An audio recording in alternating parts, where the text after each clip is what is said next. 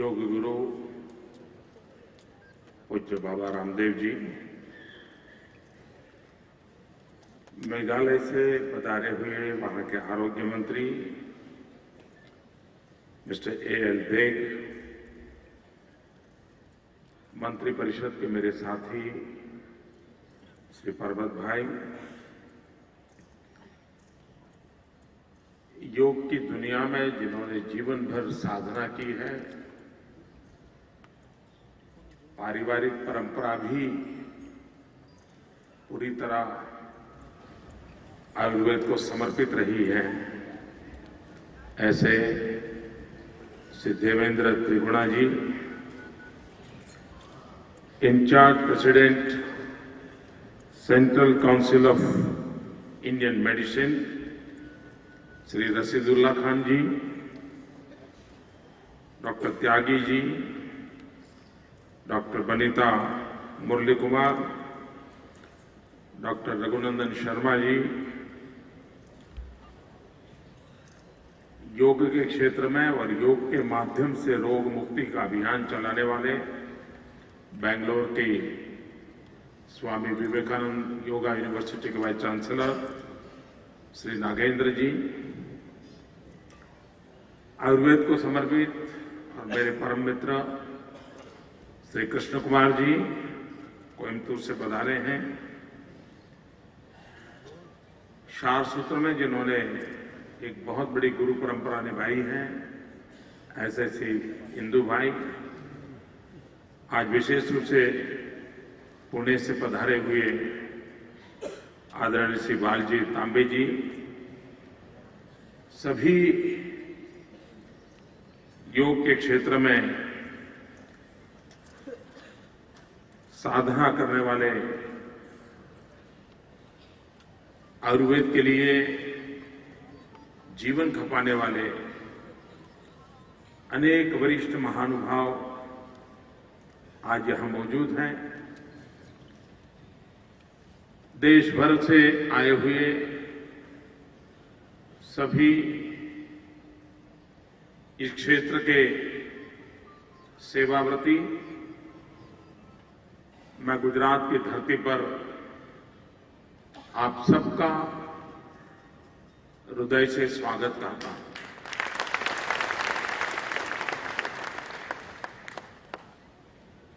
आयुर्वेद का गुजरात में स्वागत होने के अनेक कारण भी हैं।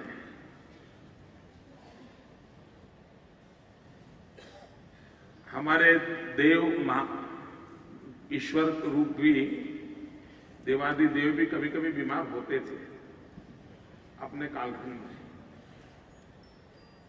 तो सभी देवों की सेवा उस काल में अश्विनी कुमार करते थे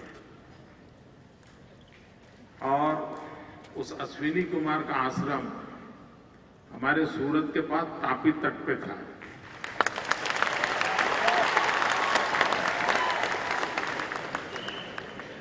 तो उस जमाने में भी देव बीमार होते तो यहीं आते थे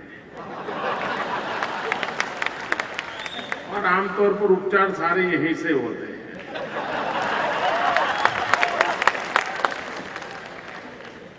इतना ही नहीं,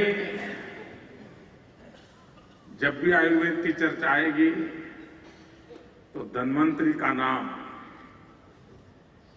प्रमुख रूप से रहता है।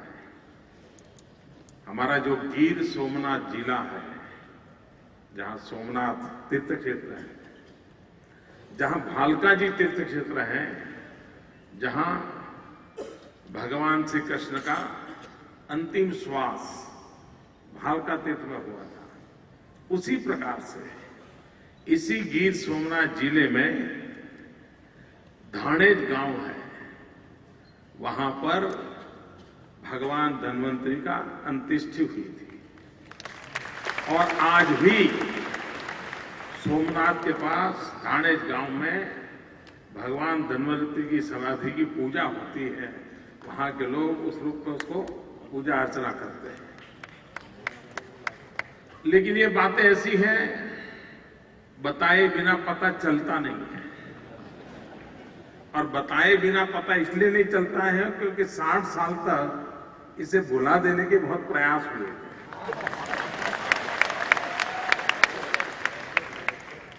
हमारे देश के सत्व को, हमारे देश के तत्व को सदियों की गुलामी मानसिकता का इतने प्रभाव में दबी हुई है कि हमें भी अपने पर शक होने लग जाता है। और जिनकी ये अवस्था होती है वे कभी भी समाज के सामने, दुनिया के सामने एक शक्ति के रूप में उभर नहीं सकते। आज मेरे सामने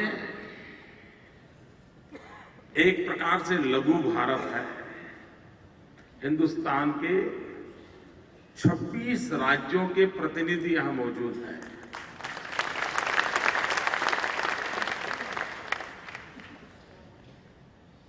मैं नहीं मानता हूं ऐसे विराट रूप का दर्शन करने का सौभाग्य इसके पहले किसी को मिला हो। किसी ने ऐसा समारोह आयोजित नहीं किया होगा। तो आप सब यहां आए इसलिए भी मैं आपका आभारी हूं। आप जिस स्थान पर बैठे हैं ये महात्मा मंदिर है। मैं आप सबसे आग्रह करूंगा कि जब भी बीच में समय मिले इस महात्मा मंदिर को जरूर देखें। यह महात्मा मंदिर क्योंकि हमारा गांधीनगर है, लेकिन गांधी के नाम से यहां कुछ ज्यादा था नहीं, तो इसलिए हमने एक महात्मा मंदिर बनाने का निर्णय किया। और ये देश का एक प्रकार से बहुत बड़ा कन्वेंशन सेंटर बना है आज। और जिस सभागृह में आप बैठे हैं, यानी महात्मा मंदिर का बहुत एक हिस्सा सिर्फ 180 दिन में बना है। आप अपना फ्लैट भी बनाते होंगे रहने के लिए, तो 3-4 साल तो यूं ही निकल जाते होंगे। 180 दिन में बना है। कहने का तात्पर्य यह है कि हमारे देश के पास, हमारे देश के युवकों के पास क्या इतना सामर्थ्य है, इसका ये जीता जागता उदाहरण है। आधुनिक टेक्नोलॉजी और विज्ञान से बना हुआ एक महात्मा गांधी का म्यूजियम भी है यहां पर। समय मिले आप जरूर देखिए उसको।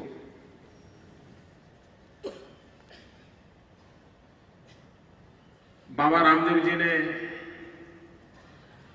अपने अनुभव से, और उनका तो इस क्षेत्र में समर्पण है,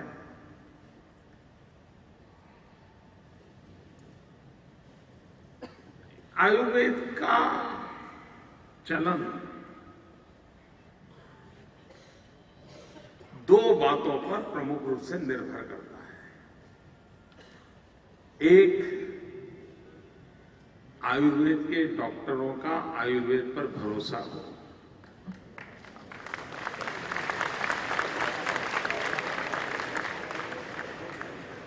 बहुत कम तालियां बजी।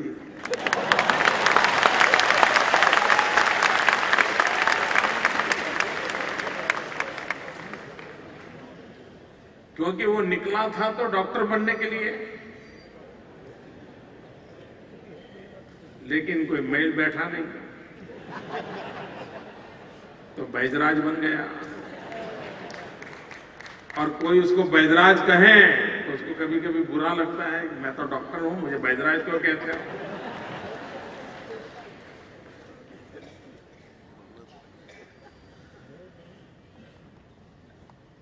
सबसे पहली आवश्यकता है अपनी परंपराओं पर हमारा अपना बहुत ही विश्वास होना चाहिए, हमें भरोसा होना चाहिए। देखिए, महात्मा गांधी के जीवन में ऐसे कितने ही अवसर आए होंगे जब उनके पहनावे को लेकर के, उनके खान पान के लेकर को दुनिया के सब लोगों के सामने बैठते होंगे, गोलमेज परिषद में बैठते होंगे, तो ऐसे कई सवाल आए होंगे। सारे लोग इतने 6 फुट ऊंचे हो, 7 फुट ऊंचे हो, कोट पैंट टाई पहनी हो, गोरे गोरे चमड़ी हो, बड़ा प्रभावी माहौल हो, और उसमें छोटा सा शरीर वाला ऐसे ये कपड़ा ढका हुआ इंसान, साइकोलॉजिकली कोई भी आदमी दब सकता है। लेकिन यही तो महात्मा गांधी की ताकत थी, अपने पर उतना इतना भरोसा था उस महापुरुष को। तो दुनिया की किसी भी शख्सियत से अपने टर्म्स पर ही बात करते थे। किसी भी बड़ा व्यक्ति है तो कहते थे साबरमती आश्रम में आ जाना, बात कर लेंगे। उसको नीचे बैठना आता नहीं था, ये नीचे बैठता तो उसको नीचे ही बैठना पड़ता था सामने वाले को। उनको ये नहीं था कि मेहमान आ रहा है चलो कुर्सी लगाओ, मैं भी कुर्सी पर बैठूं। नहीं, उन्होंने अपने नियमों को जीवन में जिया। कहने का तात्पर्य यह है, हमें अपनों ही बातों पर भरोसा होना चाहिए। अगर यही लोग वे आयुर्वेद पर अड़े न रहे तो पेशेंट क्या करेगा भाई? वो तो कहता है साहब शाम को जाना है, ड्यूटी पर जाना है, बुखार अभी उतर जाए, कुछ करो। तो वैद्यराज को भी लगता है यार चलो मार दो।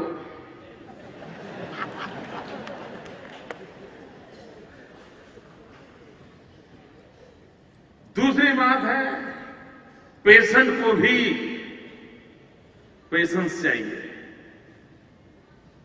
अगर पेशेंट को पेशेंस नहीं है तो उसका और आयुर्वेद का मेल नहीं बैठता है।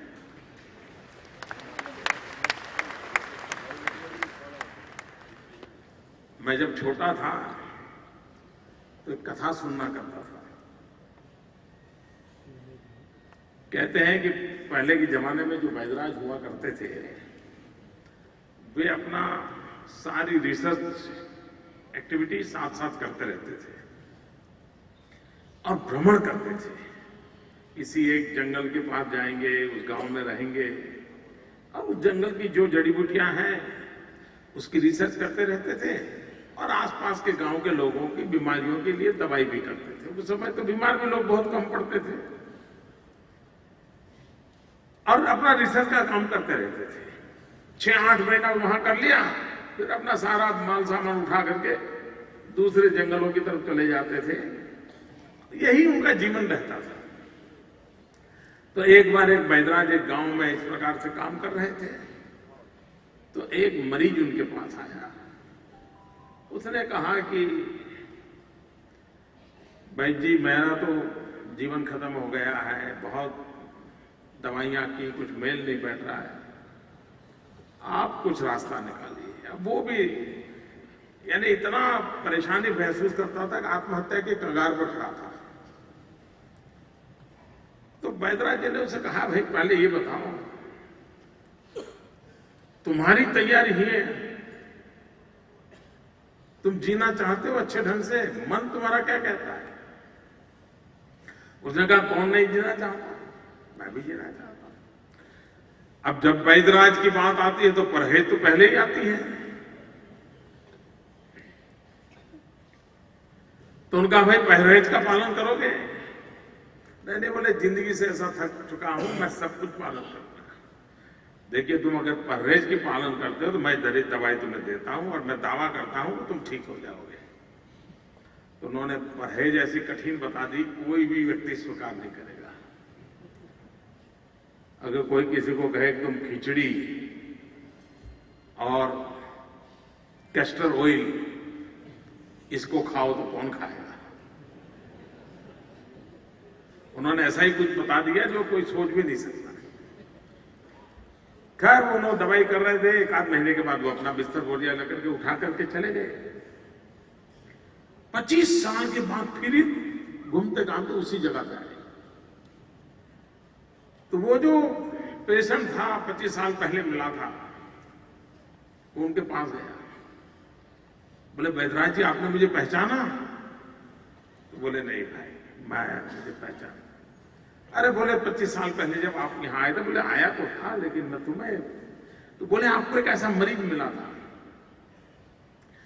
जिसको आपने, जो जीवन मरण के बीच जी रहा था और आपके पास आया था, उसने आपको प्रार्थना की तो आपने उसको दवाई दी और परहेज करने के लिए कहा। तो बैजराज जी को उत्सुकता, अच्छा भाई क्या हुआ, वो जिंदा है कि क्या हुआ? तो इसने कहा बैजराज जी वो मैं ही हूं। अरे बोले इतने अच्छे हो गए, तुमने बराबर परहेज का पालन किया था? तो इसने कहा उस समय किया था ऐसा नहीं, आज भी मैं उसी परहेज के आदी हो गया।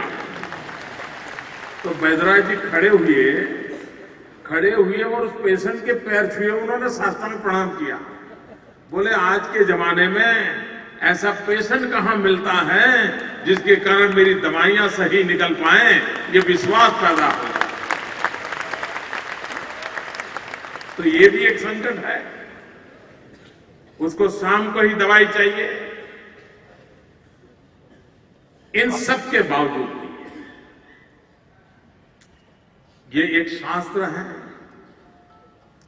सदियों पुराना शास्त्र है और हमें कोई, हम ही बच्चे, हम ही बड़े, हमें ये अनुकूल है।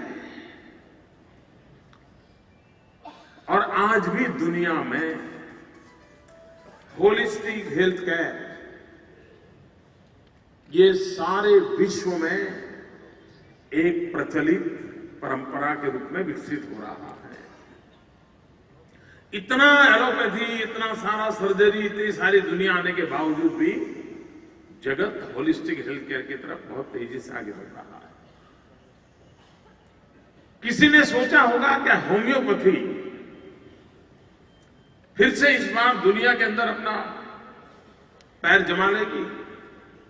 आज विश्व में होम्योपैथी ने फिर से अपना एक रुतबा प्रस्तुत कर दिया है। समाज के सभी वर्ग के लोगों में होम्योपैथी ने अपनी जगह बना ली है। लोगों का विश्वास बढ़ने लगा है।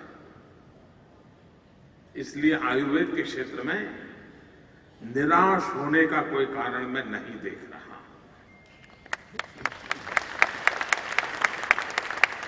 लेकिन उसके लिए बल देना पड़ता है। अब गुजरात में भी जब मैं 2001-2 में पहली बार इस काम के लिए मेरी जिम्मेवारी तय हुई, मेरे यहां आयुर्वेद क्षेत्र का बजट सिर्फ 36 करोड़ था। आज वो करीब 325 करोड़ पहुंच गया है। यानी हर प्रकार की सपोर्ट सिस्टम भी तो खड़ी करनी पड़ती है, तभी तो इस चीज को बल देता है। अब जैसे अभी आप फिल्म में देख रहे थे, गांधीनगर के बगल में ही कोलवड़ा में एक बहुत बड़ा हम आयुर्वेदिक का आधुनिक अस्पताल बना रहे हैं। और गांधीनगर इसलिए किया है कि दुनिया को पता चलेगा, आओ देखो। किसी कोने में पड़ा होता है तो कोई देखने भी नहीं जाता, तो उसकी प्रतिष्ठा भी हमें बनानी होती है। बाय एंड लार्ज दुनिया में आयुर्वेद मेडिसिन से ज्यादा एक सप्लीमेंट्री फूड के रूप में जाना जाता है दुनिया में। और सप्लीमेंट्री फूड के रूप में जब जाना जाता है तो उसके सारे नॉर्म्स जो होते हैं उस हिसाब से होते हैं।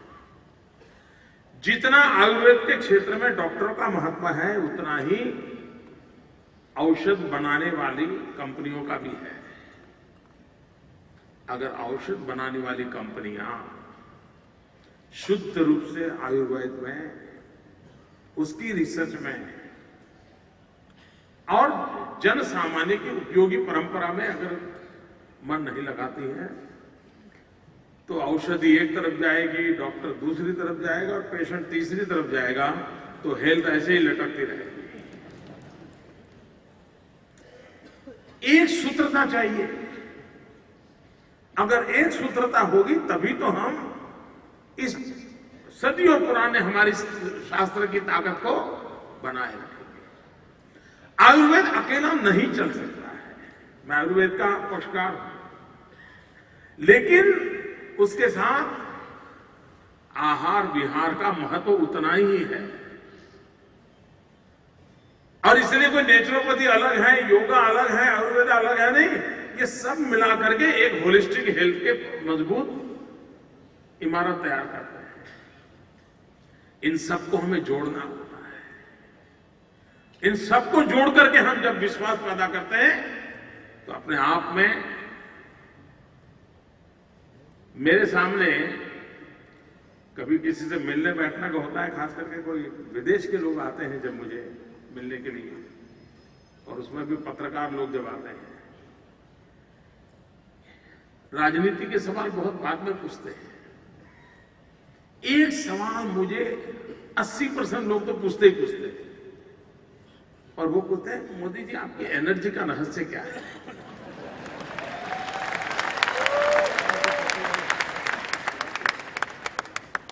क्योंकि वो टीवी पर कार्यक्रम में इतने देखते हैं कि थक जाते हैं कि सुबह इम्फाल होता है तो दोपहर को गुवाहाटी होता है, तो शाम को तमिलनाडु होता है, तो रात को आके गांधीनगर में कार्यक्रम करता है।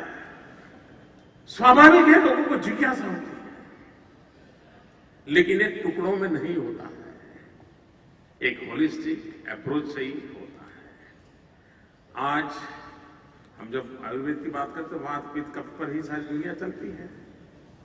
आज के युग में बात होती होती भाई, समस्याओं की जड़ 3 है, हरी, वरी एंड करी। खाने की आदतें, चिंता और हर चीज में दौड़। ये हरी, वरी और करी, पूरा मनुष्य जीवन इसमें फंसा पड़ा है। उसको कैसे बैलेंस किया जाए, संतुलित जीवन कैसे आए, और ये सारी चीजें सिर्फ आयुर्वेद की पुड़िया तो आखिर में आती है, इसके पहले सब होता है। जब पंडित नेहरू प्रधानमंत्री थे तो आयुर्वेद के लिए क्या किया जाए, उस पर एक हाथी कमीशन बैठा था। उस हाथी कमीशन ने जो रिपोर्ट दी है उस समय में 60s में, वो रिपोर्ट बड़ी इंटरेस्टिंग है आयुर्वेद के प्रभाव के लिए। तो हाथी कमीशन ने एक बात आग्रह से रखी है कि अगर हम आयुर्वेद को सस्टेन करना चाहते हैं, प्रचारित करना चाहते हैं, और भारत के बाहर भी आयुर्वेद की जगह खड़ी करना चाहते हैं, तो सबसे पहले आयुर्वेद के पैकेजिंग को बदलना पड़ेगा। यानी सबसे पहले उनकी चर्चा ये है, ये आप किसी को कहो आज के जमाने में कि भाई तुम ये वनस्पति साथ में थैले में ले जाओ, जहां जाओ वहां उबालना और फिर इतना पीना और ऐसा करना, तो कोई नहीं करेगा। आप उसको आधुनिक रूप में पैकेजिंग फॉर्म में देना पड़ेगा। और आपने देखा है कि धीरे धीरे हमारे यहाँ आयुर्वेद की दवाइयां भी वैसे ही आ रही हैं जैसे एलोपैथी का पैकेजिंग हो रहा है। उसको और अधिक अच्छा, ये जो फार्मास्यूटिकल इंडस्ट्री में जो लोग जुड़े हुए हैं उन्होंने करना होगा। अब हमारे सामने एक बहुत बड़ी चैलेंज है, इतना बड़ा हिमालय हमारे यहाँ है। लक्ष्मण जी बेहोश हो गए तो हनुमान जी हिमालय से औषध ले आए। ये हम कथा तो सुनाते हैं, लेकिन हिमालय की औषध पूरे विश्व को तंदुरुस्त कर सकती है। इस पर हम कोई काम कर रहे हैं क्या? आज चाइना हर्बल मेडिसिन एक्सपोर्ट करने में दुनिया में नंबर 1 पर है। आप जो इतनी बड़ी संख्या में हो, इतनी हमारी फार्मास्यूटिकल इंडस्ट्री हो, इतनी यूनिवर्सिटियां हो, कॉलेजेस हो, रिसर्च होता हो, क्यों ना हमारी हर्बल मेडिसिन दुनिया के बाजार में ताकत के साथ हम क्यों न खड़े हो, पूरा विश्व हमें आकर क्यों ना स्वीकार करे। चाइना एक्सपोर्ट करता है, इसका मतलब हुआ कि दुनिया में मार्केट है। वो जगह हम क्यों नहीं बना पाते? ये हमारे सामने एक बहुत बड़ी चुनौती है। उस चुनौती को हमें स्वीकार करना होगा। उसी प्रकार से अब जैसे जामनगर है, जामनगर यूनिवर्सिटी में हर वर्ष बहुत बड़ी मात्रा में विदेश के स्टूडेंट पढ़ते हैं। वो स्टूडेंट वापस अपने देश में जाते हैं तो सिर्फ डिग्री लेके नहीं जाते, आयुर्वेद का एक शास्त्र लेकर के जाते हैं। अगर वहां वैद्यराज होगा तो फिर आपकी दवाइयां बिकेगी। वहां वैधराज होगा, लोगों का स्वास्थ्य ठीक होगा तो आयुर्वेद के प्रति भरोसा बैठेगा। हमारे दुनिया के अंदर विश्व के जो समृद्ध देश हैं वे एजेंडा सेट करते हैं और दुनिया में उसी प्रकार से विश्व समूह देशों के संगठन खड़े होते हैं। कोई गैस और पेट्रोलियम के देश होंगे तो वो उनका अपना एक समूह खड़ा कर देते हैं। कोई G8 समिट हो जाता है, कोई SAARC समिट हो जाता है, कोई G20 समूह हो जाता है। भांति भांति के समूह दुनिया के अंदर बने हुए हैं। क्या कभी हिंदुस्तान ने सोचा कि दुनिया में कितने देश ऐसे हैं कि जो हमारी ये ट्रेडिशनल मेडिसिन में विश्वास करते हैं? कितने देश हैं? आज भी आप मॉरिशस में जाओ, हमारी ये परंपरा चलती है। नेपाल में जाओ, तिब्बत में जाओ, भूटान में जाओ, इंडोनेशिया जाओ, थाईलैंड जाओ, अनेक देश हैं। फिजी जाओ, जावा सुमात्रा के इलाके देखो, अनेक देश हैं जहां पर हमारी ये परंपराएं आज भी पहुंची हुई है। क्या कभी भारत ने ऐसे देशों का एक अलग समूह बनाया? उन्हीं की एक कॉन्फ्रेंस बार बार हर साल क्यों ना हो, उन्हीं के सारे प्रधानमंत्री आए, राष्ट्रपति आए, मिले बैठ करके और इसी साइंस पर चर्चा करें। एक ग्लोबल रेपुटेशन खड़ा करने की आवश्यकता है।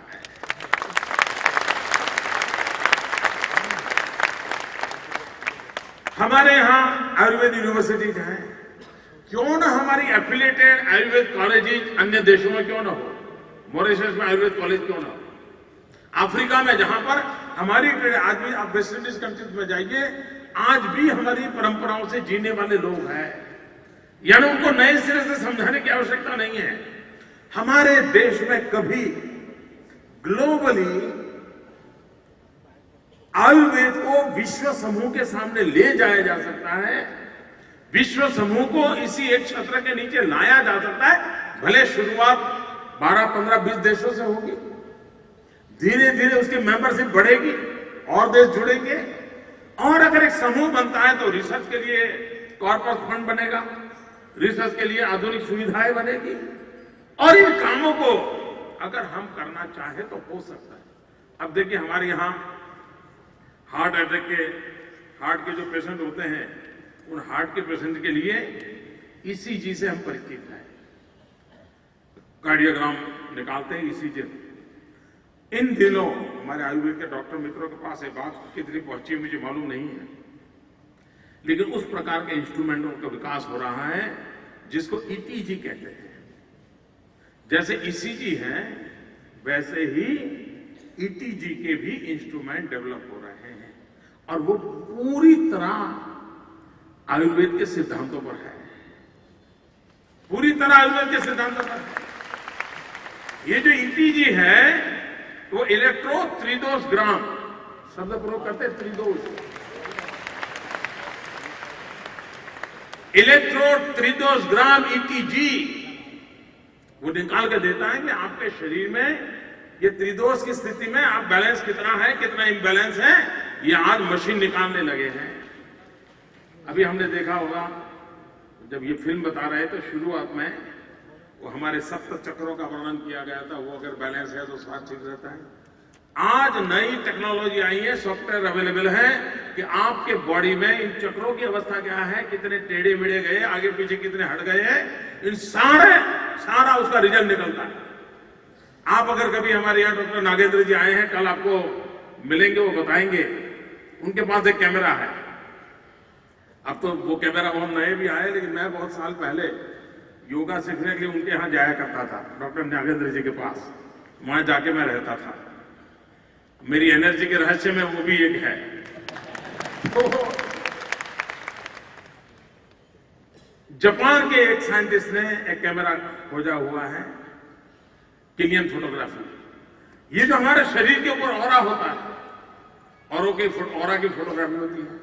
पहले के जमाने में हमारे ऋषि मुनियों, महात्मा परमात्मा की फोटो देखते थे तो ऑरा पेंट किया जाता था। शुरू में तो लगता शायद अच्छा लगे इसलिए शायद डिजाइन करते होंगे, लेकिन हमारे शास्त्र कहते हैं कि ऑरा एक विज्ञान है। विश्व स्वीकारता नहीं था, आधुनिक विज्ञान स्वीकारता नहीं था। आज ऑरा को एक साइंस के रूप में स्वीकार किया गया है। पूरा मेडिकल साइंस एक नई करवट बदल रहा है और वो कहने लगा है कि ऑरा के अध्ययन से, अगर ऑरा का अध्ययन किया जाए तो ये तय किया जा सकता है कि 10 साल के बाद इस बॉडी में कौन सी कमी आएगी, 20 साल के बाद कौन सी कमी आएगी, उस कमी के कारण कौन कौन से रोगों की संभावना खड़ी होगी। आज ऑरा साइंस से हो सकता है। और पिनियन फोटोग्राफी, उस जमाने में तो ये जो कैमरा था वो वॉशिंग मशीन की साइज का हुआ करता था और उसमें आप अपना ऑरा निकाल सकते हैं। अब तो वो बहुत आधुनिक हुआ है, लेकिन ये पूरा विज्ञान, पूरा नया विज्ञान है। इसका सीधा सीधा मेल हमारे पूर्वजों ने जिस परंपराओं को निभाया था उन परंपराओं के साथ जुड़ा हुआ है। जोड़ने की आवश्यकता है। बहुत बड़ी मात्रा में दुनिया में रिसर्च हो रहे हैं, लेकिन वो जो रिसर्च कर रहे हैं उन्हें पता नहीं है कि उसका मूल हमारे यहां कहीं पड़ा है। इतना बड़ा टेक्नोलॉजी डेवलप हुआ, आयुर्वेद का इतना बड़ा शास्त्र है, इतनी हस्तलिखित चीजें उपलब्ध हैं, इतने पुराने ग्रंथ उपलब्ध हैं, लेकिन अभी तक हमारे देश में इसका डिजिटल वर्किंग पूरा नहीं हो पा रहा है। करोड़ों की तादाद में मैन्युस्क्रिप्ट्स अवेलेबल है। ये सरकार का दायित्व बनता है कि इसको डिजिटलाइजेशन कैसे करें, हमारी इस पूरी विधा को विश्व के सामने हम आधुनिक टेक्नोलॉजी के माध्यम से कैसे रखें। हमें अपनी व्यवस्थाओं को दुनिया जो भाषा में समझती है उस भाषा में प्रस्तुत करने की आवश्यकता होगी। उस दिशा में काम करना पड़ेगा। उसी प्रकार से एक विषय में हम हिंदुस्तान में बहुत हमारा नुकसान हो रहा है और दुनिया बदल चुकी है, हमें स्वीकार करना पड़ेगा। और उसके कारण मेरा जो है बहुत अच्छा है, इतने मात्र से चलता नहीं है। हम पेटेंट कराने में बहुत पीछे हैं। हमारे पास कई चीजें ऐसी हैं जिसका पेटेंट ही नहीं है। अब जैसे हमारे यहां हल्दी का महत्व है, आप सब जानते हैं, हर चीज में आप हल्दी का उपयोग करते हैं। लेकिन दुनिया के और देशों ने हल्दी का पेटेंट करा दिया, हमने हल्दी का पेटेंट नहीं करवाया। इमली के इतने उपयोग होते हैं, कैस्टर इतने उपयोग होते हैं, लेकिन दुनिया के अंदर ये जो इंटेलेक्चुअल प्रॉपर्टी राइट के संबंध में जो जागरूकता चाहिए, विशेष करके आयुर्वेद क्षेत्र को उस लेवल पर हमें सोचने की आवश्यकता है।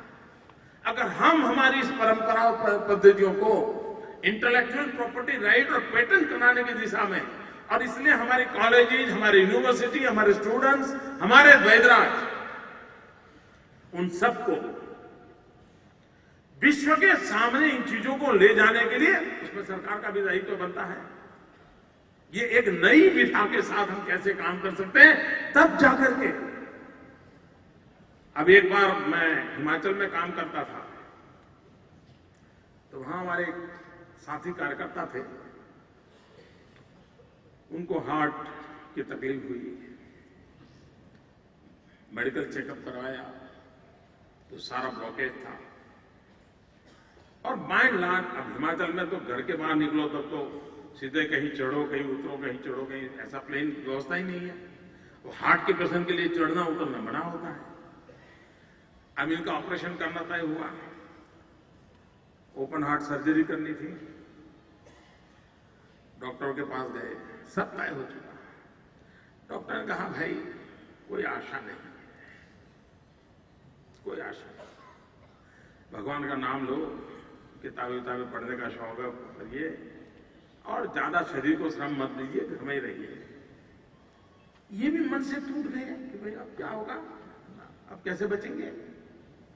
तो उन्होंने किताबें पढ़ना शुरू किया। एक किताब उनके पास आई, हाँ, और ज्यादातर वो हार्ट पर ही पढ़ने लग गए थे कि कैसे वो अपने आप को बचा लें। आपको हैरानी होगी, उस किताब में एक चीज उनके हाथ लगी और उसने कहा था भाई ये जो ब्लॉकेज वगैरह है, हार्ट की तकलीफ है, उसको ठीक करने का रास्ता है। बाजार में से कैप्सूल ले आओ, खाली कैप्सूल, और घर में एडल्ट्रेशन सिवा की प्योर लाल मिर्च, नमक वमक ना हो, कुछ ना हो, प्योर लाल मिर्च, इसको कैप्सूल में भरो और दिन में 3 कैप्सूल ले लो। ये कहीं किताब में उनके हाथ लग गया। अब उनको लगा भाई ऐसे भी मरना तो है ही है, चलो लाल मिर्ची खा लें। वो दिन में 3 कैप्सूल लेने लगे। 2 महीने के बाद डॉक्टर को दिखाने गए।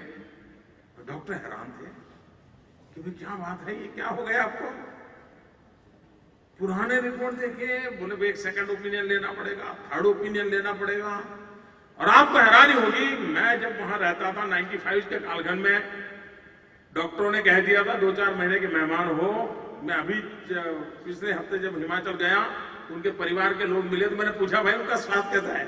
अरे बोले वो तो बहुत से घूम रहे हैं, वो अपना नौकरी धंधा कर रहे हैं, कमाई कर रहे हैं, बहुत अच्छा स्वास्थ्य है। कहने का तात्पर्य यह है कि हमारे पास पता नहीं क्या क्या विधियां होगी, लेकिन दुनिया के सामने उसको वैज्ञानिक तरीके से लाना पड़ेगा। और इसलिए हमें रिसर्च पे भी मैं तो कभी कभी, मैं जैसे आप लोगों को मिला हूं, एक दिन मैं फार्मास्यूटिकल इंडस्ट्री वालों को बुलाने वाला, खास करके आयुर्वेदिक औषधि बनाते ने, झंडू हो या जो भी हो, मैं उनको कहने वाला कि भाई क्यों यूनिवर्सिटी में आपकी कोई चेयर है क्या? ये सारे औषधि निर्माता लोग हैं, उनकी यूनिवर्सिटीज में चेयर क्यों नहीं होनी चाहिए? उस चेयर में रिसर्च क्यों नहीं होना चाहिए? हमने सबको जोड़ना पड़ा, वो रिसर्च करें। इतना ही नहीं कि हमारे जो औषधि निर्माता लोग हैं, अगर दुनिया के 20 देश तय करें, एक कंपनी एक देश ले ले और तय करें कि वहां से 5 बच्चों को हर वर्ष आयुर्वेद पढ़ने के लिए स्कॉलरशिप वो देंगे, वो 5 बच्चे यहां आएंगे, वो वापिस जाकर उन्हीं का तो माल बेचेंगे।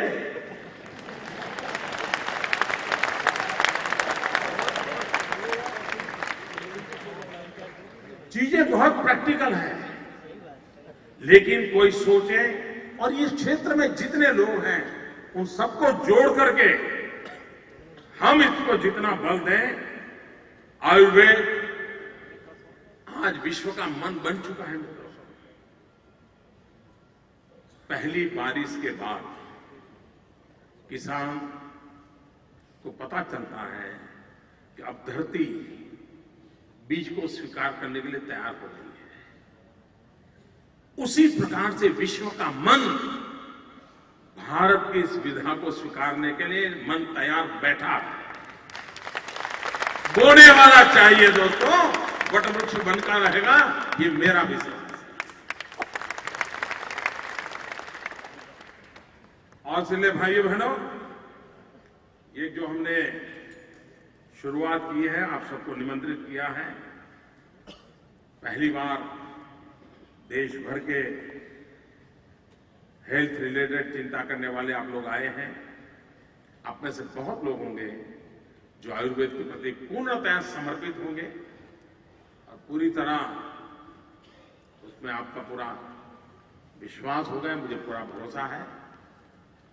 इसी को लेकर के आप आगे बढ़ेंगे। भारत के गौरव को प्रदान करने वाला क्षेत्र है आपके पास।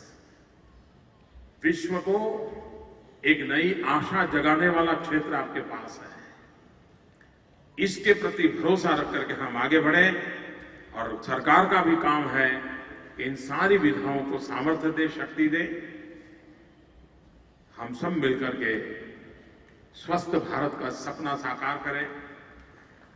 कभी कभी मैंने एक दिन होम्योपैथी के डॉक्टरों को बुलाया। मैंने कहा भाई हमारे यहाँ बच्चों के हेल्थ का एक प्रॉब्लम होता है, गरीब बच्चे होते हैं, उनको न्यूट्रिशन का प्रॉब्लम होता है, लेकिन होता क्या है कि पानी की समस्या होती है।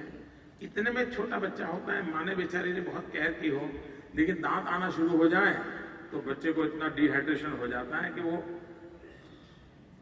1.5-2 साल तक उसने जो शरीर बेचारे को जो कुछ बनाया सब खत्म हो जाता है। होम्योपैथी के डॉक्टरों के पास इस विषय में सबसे उपाय है कि बच्चों को अगर दांत आने वाले हैं और उसको होम्योपैथी की दवाई दी जाए तो कोई प्रकार की तकलीफ के बिना दांत आ जाते हैं और गाड़ी चल जाती है। मैंने कहा कम से कम इतना तो पॉपुलर करो भाई गरीब बच्चों में।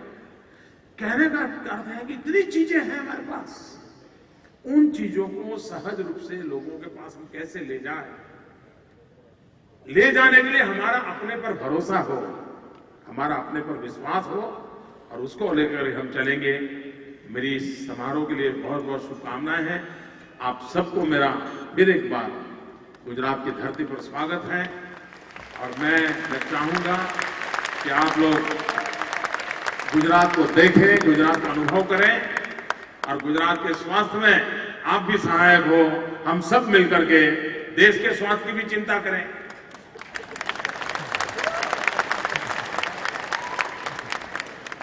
हर फूल, हर पौधा, हर वनस्पति, उसमें कोई न कोई तो शक्ति होती ही है।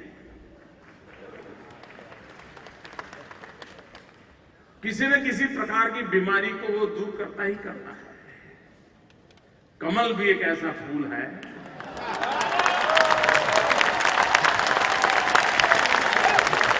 वो भी बहुत सारी बीमारियों को दूर कर सकता है। धन्यवाद।